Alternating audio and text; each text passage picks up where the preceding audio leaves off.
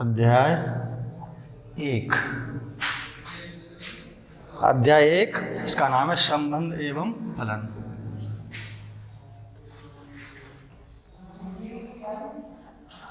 एवं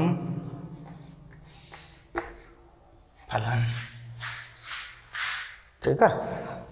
सबसे पहले यानी इसमें लिखते हैं कुछ महत्वपूर्ण बिंदु एवं परिभाषाएं।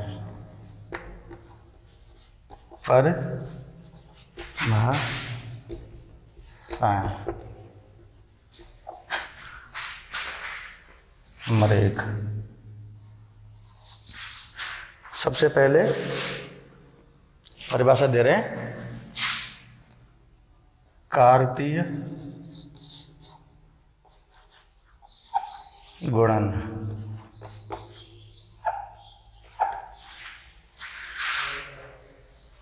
कार्तीय गुणन की परिभाषा माना ए तथा बी दो समुच्चय हैं जहां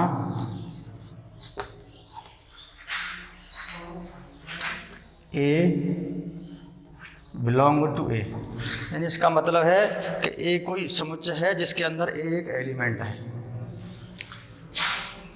B belong to capital B, दूसरा कोई समुच्चय बी है जिसका कोई बी एलिमेंट है एक। तब ए क्रॉस बी को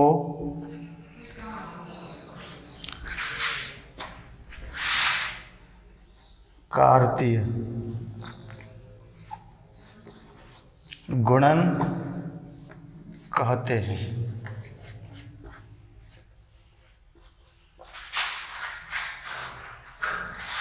जिसे निम्न प्रकार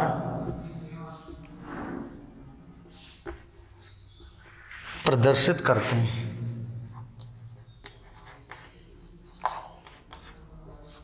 करते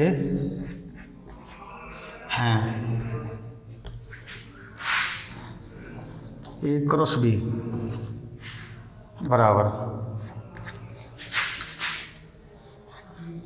एक्स सच दैट एक्स, ये सच दैट का संबंध है, यानी सच दैट या इस प्रकार एक्स बराबर ए कॉमा बी, यानी X A belong to capital A और B belong to capital B, ठीक है। यानी जहाँ ए किसी बड़े समुच्चय ए का एक एलिमेंट है और बी किसी बड़े समुच्चय बी का एलिमेंट है। तो इस तरीके से कार्तीय गुणन की ये परिभाषा है। इसके बाद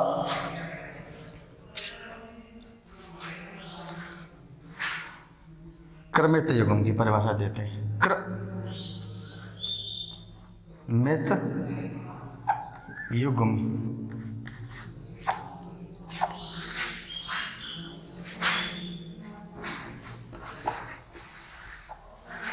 मना ए तथा बी दो समुच्चय हैं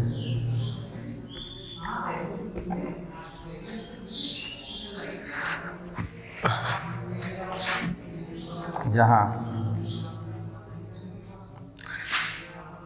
ए बिलोंग टू ए, इसे ए बिलोंग टू ए कहते हैं। ए अवयव कैपिटल ए, छोटी ए अवयव कैपिटल ए, बी अवयव कैपिटल बी, तब क्रमित युग्म, तब ए कॉमा बी को क्रमित युग्म कहते हैं।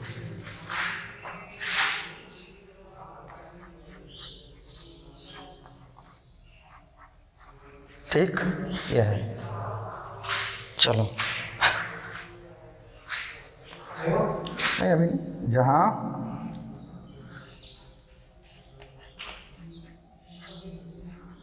ए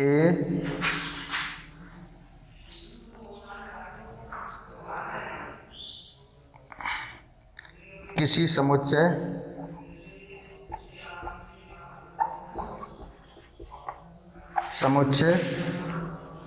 ए का तथा बी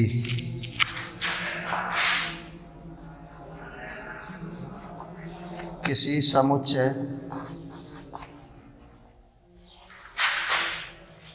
बी का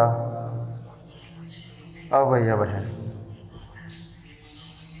अवयव है। तो दो परिभाषा हुई। सबसे पहली परिभाषा थी कार्तीय गुणन की, माना ए और बी दो समुच्चय हैं जहाँ ए बिलोंग टू ए या ए अवयव है, यानी ए छोटी ए किसी बड़े समुच्चय ए का अवयव है और छोटी बी किसी बड़े समुच्चय बी का अवयव है, तब ए क्रॉस बी को हम कार्तीय गुणन कहते हैं, जिसे निम्न प्रकार से प्रदर्शित करते हैं, यानी ए क्रॉस बी बराबर एक्स, इस प्रकार एक्स बराबर ए बी, जहाँ ए बिलोंग टू ए और बी बिलोंग टू बी, या ए अवयव ए और बी अवयव बी। ऐसे ही क्रमित युग्म में माना ए और बी दो समुच्चय हैं जहाँ a belong to A b belong to B, तब ए बी को क्रमित युग्म कहते हैं, जहाँ ए किसी समुच्चय ए का और बी किसी समुच्चय बी का अवयव है। ठीक है।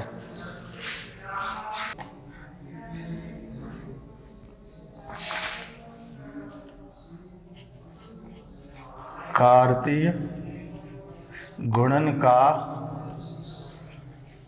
उदाहरण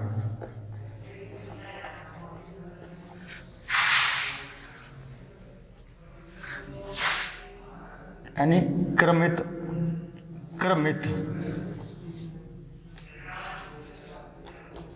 युग्म 1,2 तथा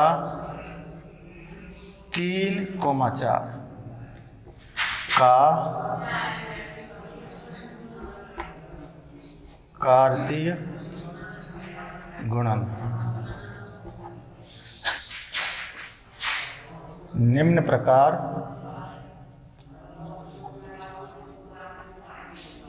निकालते हैं।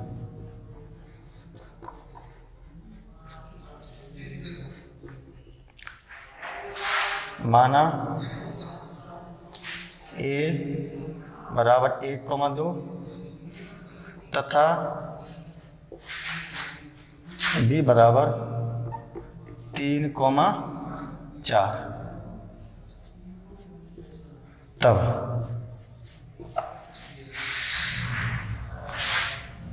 ए क्रॉस बी यानी ए और बी का कार्तीय गुणन कैसे निकालेंगे? 1,2 गुणा 3,4 बराबर 1,3 फिर कॉमा 1 के साथ में ये 3 पर 1 के साथ में ये 4 यानी 1,4 कॉमा, फिर अब लेंगे 2 के साथ 3 और 2 के साथ 4। ठीक है।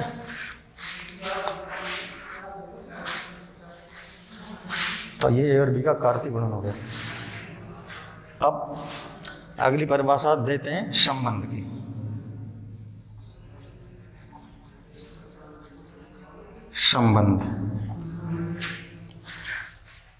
संबंध हमेशा 2 या 2 से अधिक वस्तुओं या व्यक्तियों के बीच में ही ज्ञात किया जाता है।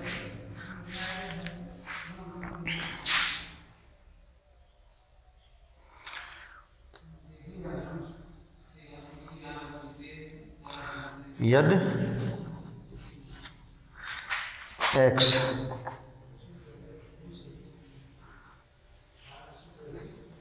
y से संबंधित है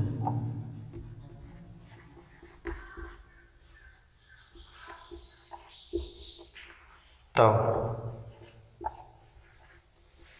इसे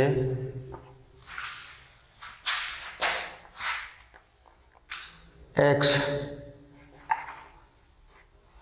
संबंधित y के रूप में लिखते हैं।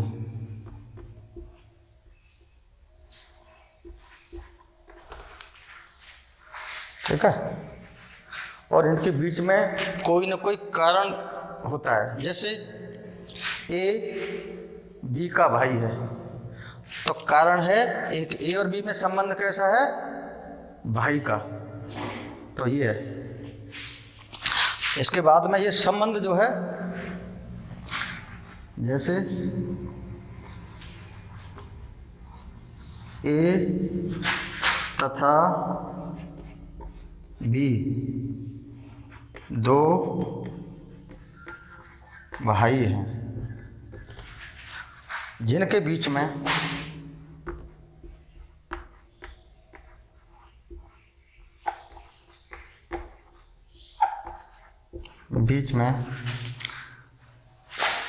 संबंध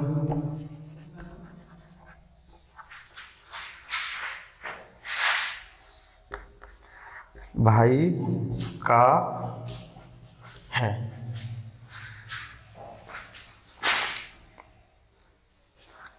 ए तथा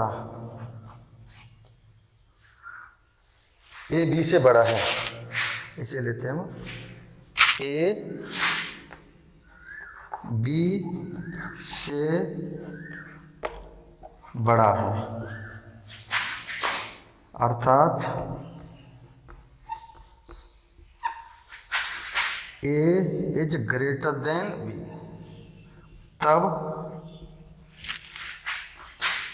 इनके बीच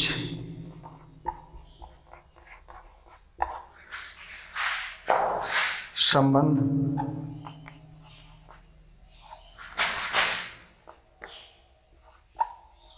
बड़े का है।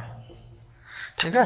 तो इन दोनों के बीच में ये दो उदाहरण हैं संबंध के। यदि x y से संबंधित है तब इसे x रिलेशन y, आर का मतलब रिलेशन, x और y में एक रिलेशन है जिसको हम कैसे लिखते हैं। यदि a और b में भाई दो भाई हैं तो उनके बीच में रिलेशन है, a और b के बीच में भाई का रिलेशन है। और a b से बड़ा है अर्थात a is greater than b। तो a और b के बीच में जो संबंध है बड़े का है। छोटे का भी हो सकता है, कैसा भी हो सकता है, उम्र के हिसाब से हो सकता है, कैसे भी हो सकता है। तो ये संबंध की परिभाषा है। निम्न प्रकार का होता है।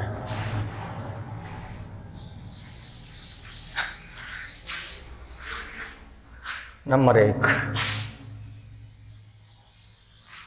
सबसे पहला संबंध है सममित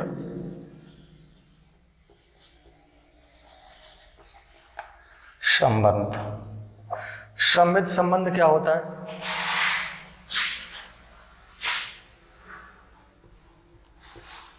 जो संबंध x तथा y में है,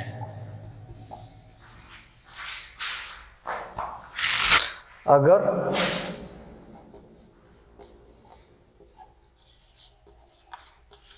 वही संबंध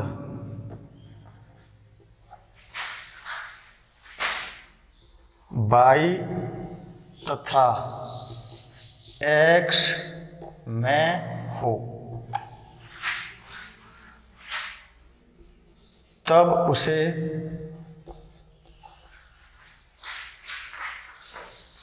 सममित संबंध कहते हैं। सममित संबंध कहते हैं।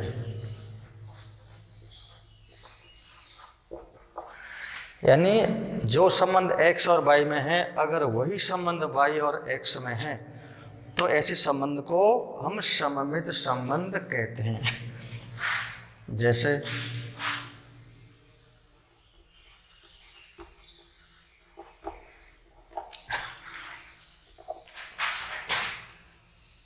A तथा B दो भाई हैं, तब हम कह सकते हैं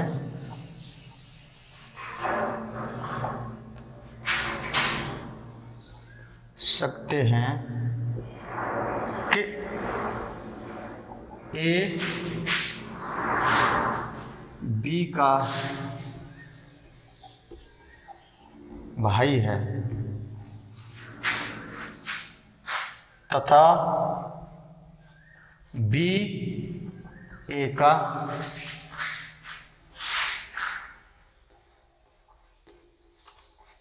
भाई है। यानी परिभाषा के अनुसार x और y में जो संबंध है, अगर वही संबंध y और x में है तो उसे हम सममित संबंध कहते हैं। जैसे a और b दो भाई हैं, तब हम कह सकते हैं कि a b का भाई है तथा b a का भाई है। एक ही बात है, दोनों को हम कैसे भी कह सकते हैं। अर्थात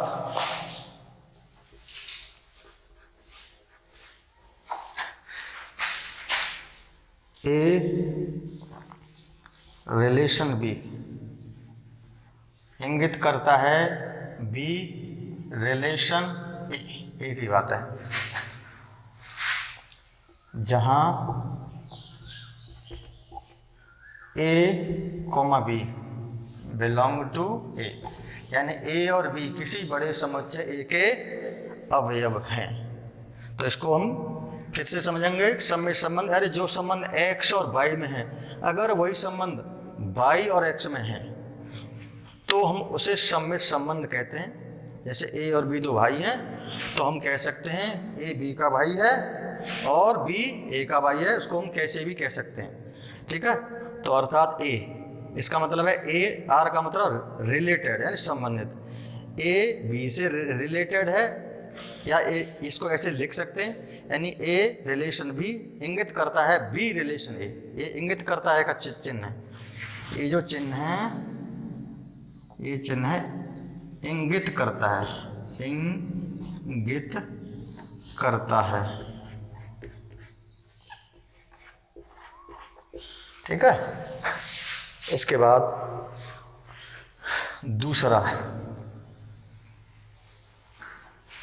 दूसरा सममित के बाद में स्वतुल्य संबंध। स्वतुल्य संबंध, स्वतुल्य संबंध क्या होता है? सबसे पहले इसकी परिभाषा लिखेंगे। यदि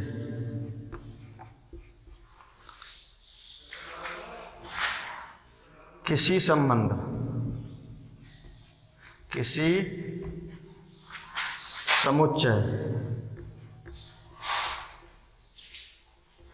A पर कोई संबंध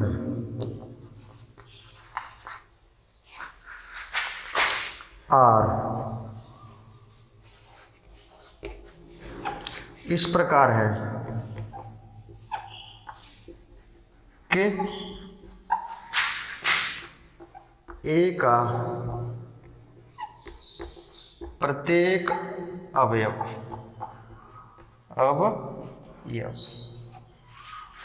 A का प्रत्येक अवयव स्वयं से R के द्वारा संबंधित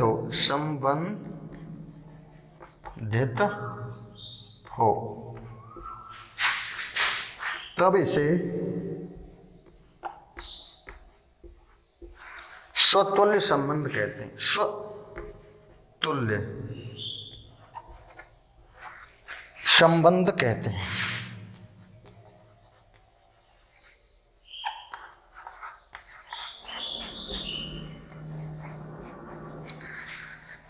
परिभाषा देखते हैं।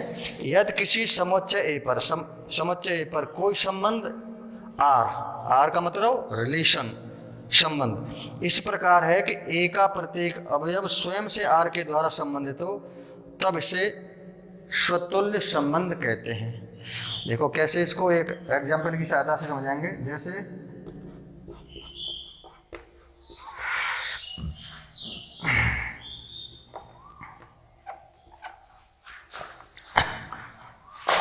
यदि x तथा y दो समांतर रेखाएं हैं, यदि x और y दो समांतर रेखाएं हैं, तब हम कह सकते हैं,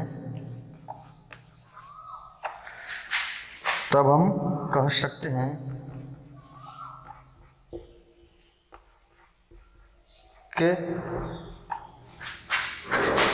x तथा y रेखा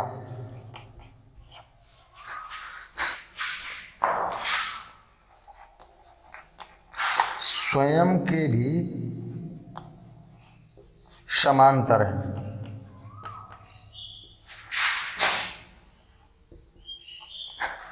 यानी ये कोई x एक रेखा है और दूसरी ये y रेखा है, यानी दो रेखाएं समांतर हैं जिनका नाम है x और y। तो हम इस बात को ऐसे भी कह सकते हैं कि x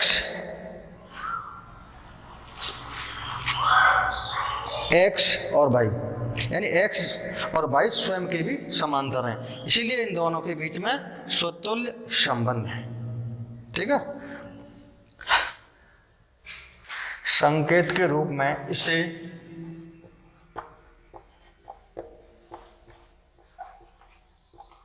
निम्न प्रकार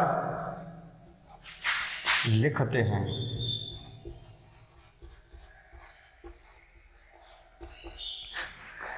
यानी x रिलेटेड x यानी x संबंधित x और y संबंधित y यानी x, y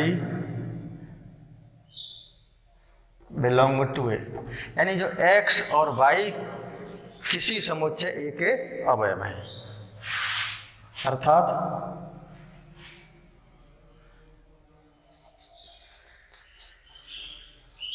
x तथा y किसी समुच्चय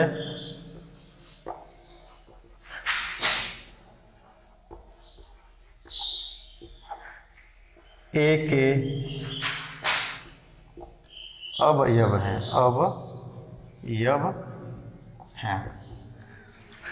ठीक है। यानी x से ही संबंधित है, स्वतुल्य है, y से ही संबंधित है, स्वतुल्य है, x y अवयव है। लिख दिया गया है कि x और y किसी समुच्चय ए के अवयव हैं। इसके बाद में तीसरा संबंध संक्रमक संबंध।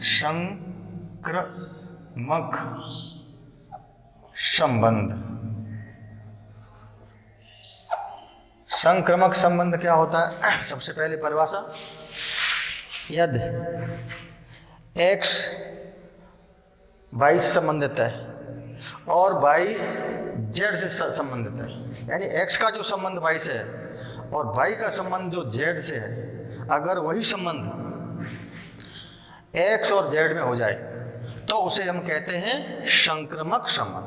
अब इसको कैसे लिखेंगे? यदि x का जो संबंध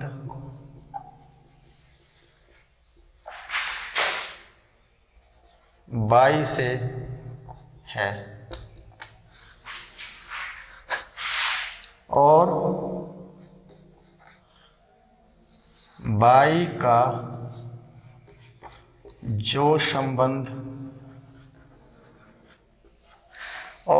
का जो संबंध z से है, यदि यही संबंध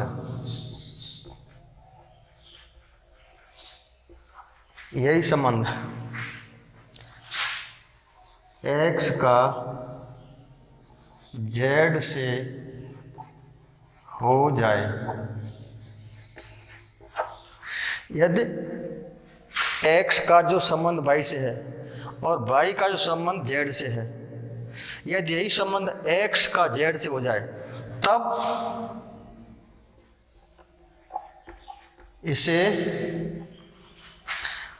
तब इसे संक्रमक संबंध कहते हैं। संक्रमक संबंध कहते हैं।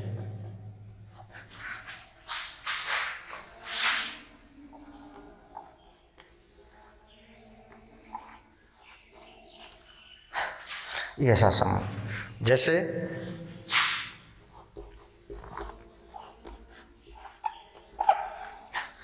जैसे यदि x बराबर y तथा y बराबर z, तब x बराबर z होगा, तो ये तीनों प्रकार के संबंध हुए। सबसे पहला सम्मित संबंध, दूसरा स्वतुल्य संबंध और तीसरा संक्रमक संबंध। तीन प्रकार के संबंध हुए। अब एक संबंध और है तुल्यता संबंध। यदि कोई संबंध सम्मित है, स्वतुल्य है और संक्रमक है, तब ऐसे संबंध को हम तुल्यता संबंध कहते हैं। तो तीनों कंडीशन आती है उसके अंदर, तो इसकी परिभाषा लिख देते हैं। यदि कोई संबंध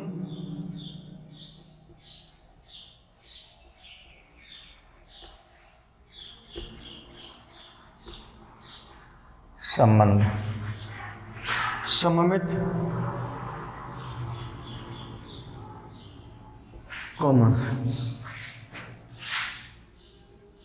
स्वतुल्य तथा संक्रमक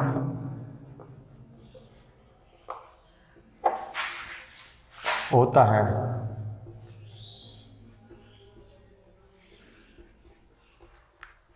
तब उसे तुल्यता संबंध कहते हैं। तुल्यता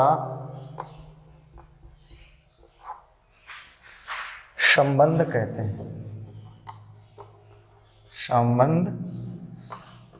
हैं। यानी इसके अंदर तीनों ही कंडीशन होती हैं। यदि कोई संबंध सम्मित भी है, स्वतुल्य है और संक्रमक है, तो उसे हम तुल्यता संबंध कहते हैं। सम्मित के लिए कंडीशन लिखे, तीनों कंडीशनों को एक ही में लिखे देते हैं। x रिलेशन y इंगित करता है y रिलेशन x, यानी x, y किसी अवयव, किसी समुच्चय ए के अवयव है। नंबर 2, ये कंडीशन हो गई सम्मित की। x related x,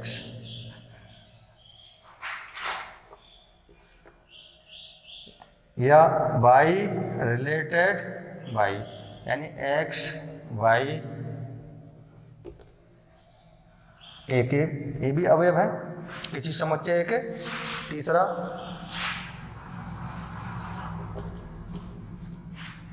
x related y तथा बाई रिलेटेड जेड, तब एक्स रिलेटेड जेड, जहाँ x comma y comma z belong to capital A. ठीक है बेटा, अब इसको बुक करो थोड़ा सा।